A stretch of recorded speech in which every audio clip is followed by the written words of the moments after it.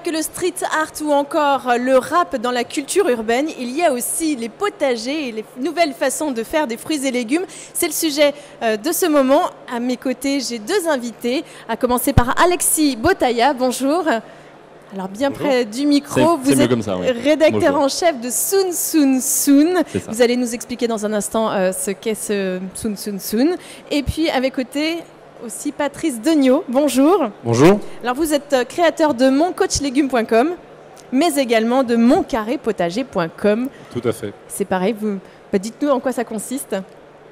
Déjà, là maintenant, c'est parti. Oui, allez, c'est Tout à parti. fait. Voilà. Donc, d'abord, nous sommes une entreprise de service à la personne, donc maison et services, un réseau d'entreprises indépendantes partout en France. Et notre travail est de faire du ménage, du repassage. Alors vous allez me dire, mais le légume là-dedans. Oui, c'est ça. Bah oui, c'est ça. Le repassage, je ne comprends pas. Je n'arrive pas à faire Si, le repassage, lien. mais non, c'est normal parce que nous, on est là pour vous le faire. Et automatiquement, dans les services à la personne, donc il y a cette activité de ménage, de repassage, mais aussi de tonte de pelouse et de taille de haie. Donc vous voyez, on se rapproche un tout petit peu du domaine d'activité où on va.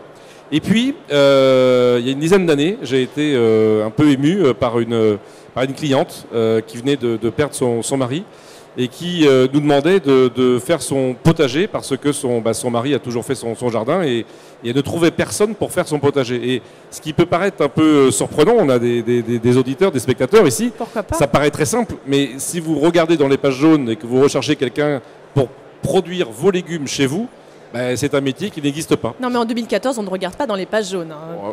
Ou sur par jaune, on peut les regarder sur la toile. Et automatiquement, nous, dans les services à la personne, c'est une activité qui est autorisée de produire des légumes et de faire du potager. Et donc, bien évidemment, à cette dame, j'ai répondu tout de suite oui, parce que voilà, d'abord on est entrepreneur, commerçant, mais aussi un tout petit peu ému. Mais ça m'a donné l'idée de me dire, très bien, mais moi, sur tout le réseau, partout en France, est-ce que l'ensemble des jardiniers du réseau Maison et Services avaient la compétence pour faire tout simplement du jardin et des légumes chez les particuliers? Et on s'est vite rendu compte que non.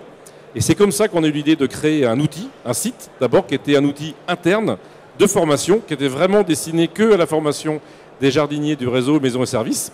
Et puis, voilà, de fil en aiguille, c'est devenu donc moncarrépotager.com, un site totalement gratuit pour que les particuliers se passent de nous. Alors, vous allez dire, je suis complètement fou. On fait un site pour que les particuliers n'aient pas besoin d'avoir à recourir à nos services. Mais c'est vrai, c'est ça.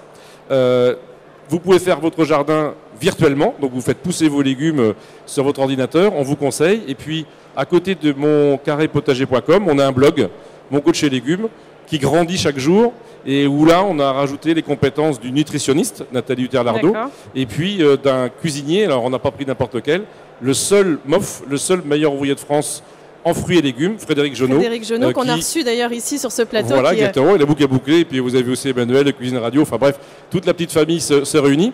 Et donc l'idée, mais on en reparlera tout au long de l'émission, c'est de venir conseiller les particuliers pour que c'est soit un petit bac surélevé pour faire ses aromates, ses 3 feuilles ses petits bouts de thym, son persil, sa ciboulette.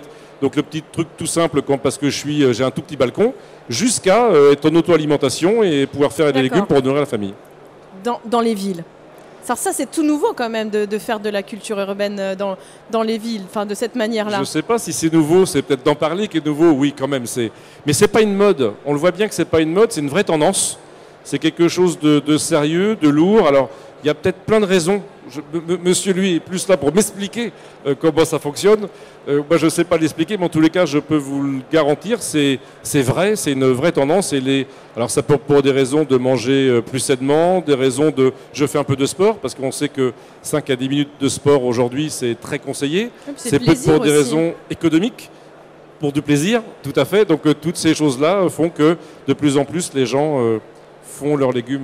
produisent leurs légumes chez eux. Alors Alexis Botaya, du coup expliquez-nous, Soon Soon Soon, c'est quoi? Alors Soon Soon Soon, c'est une plateforme de détection d'innovation crowdsourcée. C'est-à-dire qu'on a une communauté d'un peu plus de 1000 personnes qui sont réparties dans 16 pays différents. D'accord. Ils nous envoient de l'information très régulièrement. Et cette information, c'est quoi? C'est des innovations, des nouveaux comportements, des nouvelles relations aux autres, des nouveaux modes d'habitat, des choses que des jeunes entrepreneurs bricolent dans les garages et qui lancent sur des plateformes de crowdfunding ou crowdsourcing. Et qui lancent sur le marché des choses. Alors ça, ce sont des termes très techniques. Hein.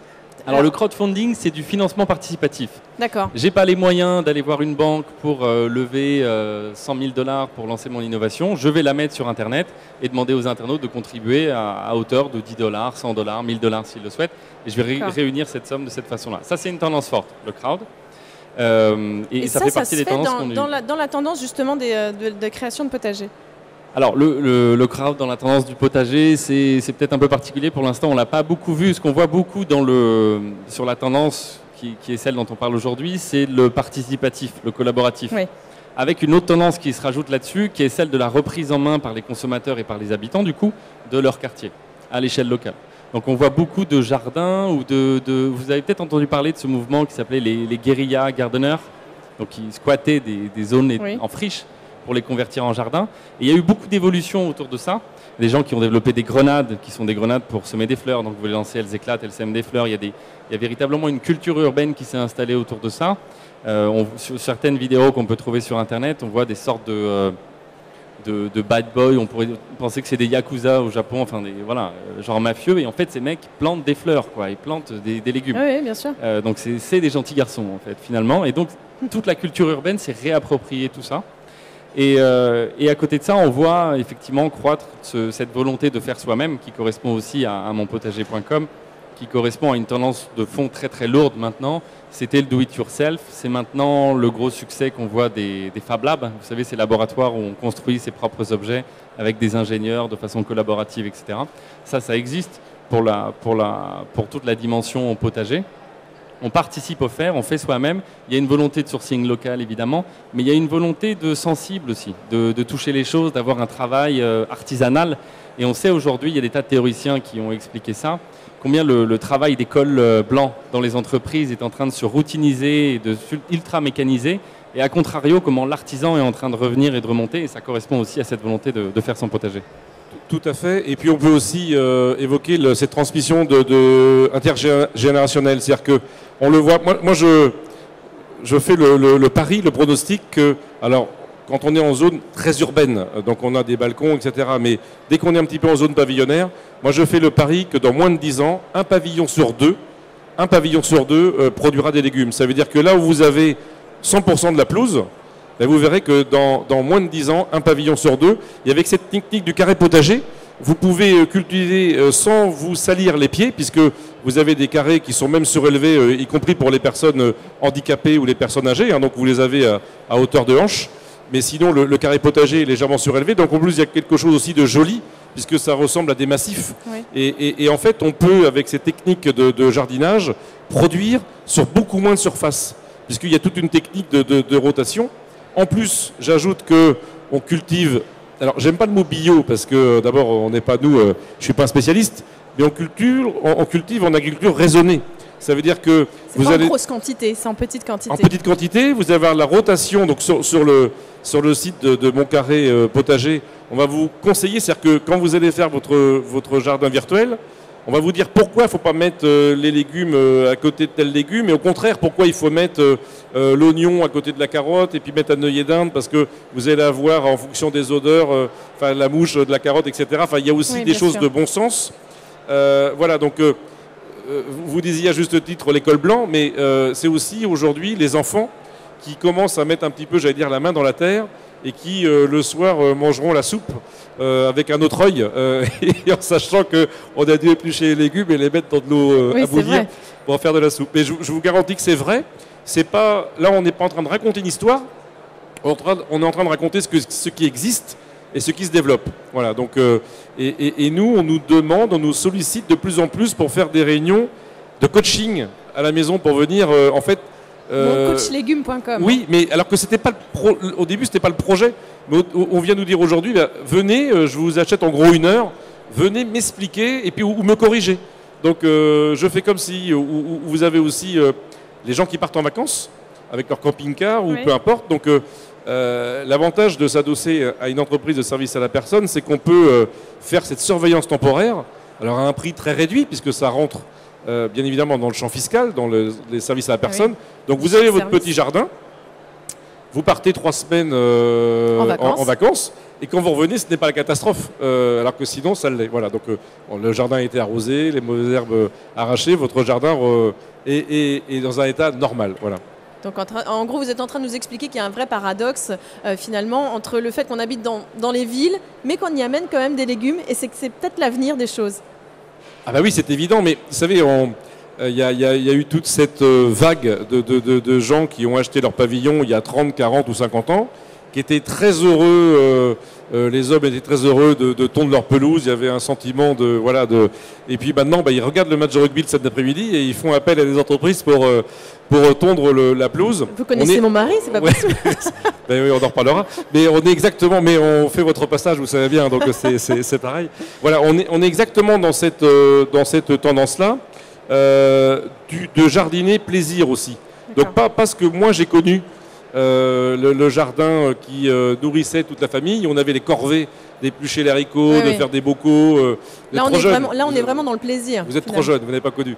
Mais tout, voilà. Et là, on n'est que dans le jardin plaisir où je ne vais cultiver que ce que je vais consommer.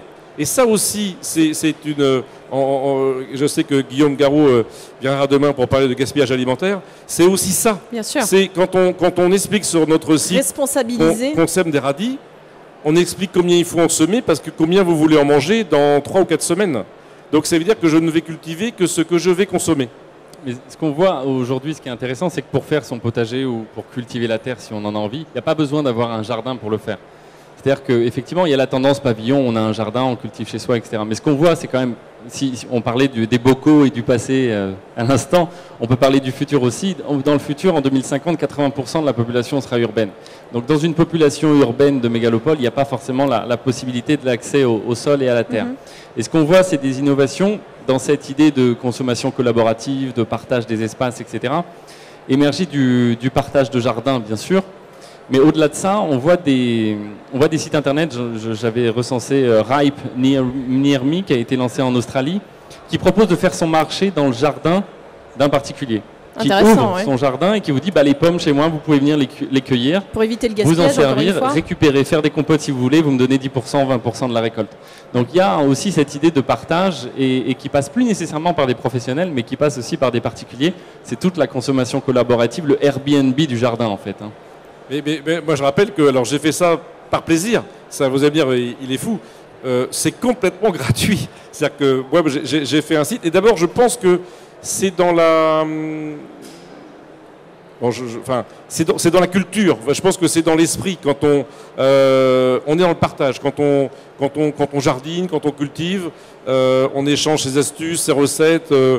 C'est bobo aussi parce qu'il y a toujours des petites maladies, des petits insectes, voilà. Donc, et grâce au numérique aujourd'hui, on prend en photo la feuille de tomate et puis vous le mettez sur le blog et vous allez avoir un internaute qui gratuitement va conseiller et va dire ça c'est ceci, c'est cela. Un vrai forum, une vraie communauté finalement. Et tout à fait, et qui se retrouvent autour de valeurs partagées et qui sont quand même des valeurs très saines puisque on est sur un petit peu de travail physique, ça occupe la tête, je pense, tout à fait positivement. En plus, ça nourrit, ça éduque. Enfin, je pense qu'il n'y a que des vertus, quoi. Bon, merci beaucoup. Un dernier petit mot pour conclure, Alexis Botaya. Je dirais, on parlait de numérique à l'instant et je pense que c'est une vraie tendance intéressante là-dessus. Vous avez certainement entendu parler des fermes de l'UFA, qui est une initiative canadienne qui a été développée à Montréal. Alors à Montréal, ils ont de la chance effectivement d'avoir des toits plats. Donc ils ont installé des fermes sur des mètres carrés de toit qui étaient disponibles. Ils récupèrent l'eau, c'est de la permaculture, il y a des choses intéressantes qui sont faites et expérimentales là-dessus. Et ce qui est intéressant, c'est que le consommateur se branche sur un site internet, voit toutes les cultures qui sont disponibles en ce moment, tous les fruits et légumes de saison, commande en ligne. La récolte est faite sur le toit, peut-être à 1 km de chez lui, et c'est livré directement dans son bureau. Évidemment, il y a beaucoup d'initiatives comme La Ruche qui dit oui, ça serait un peu compliqué de faire ça ici parce que nos toits sont... Et voilà, c'est un peu la limite de l'exercice. Néanmoins, ça donne plein d'idées, plein de bonnes choses. Merci beaucoup, messieurs, d'être venus ici pour partager ce sujet sur la culture urbaine. On en retiendra 2 mots, le partage et le plaisir. À très bientôt.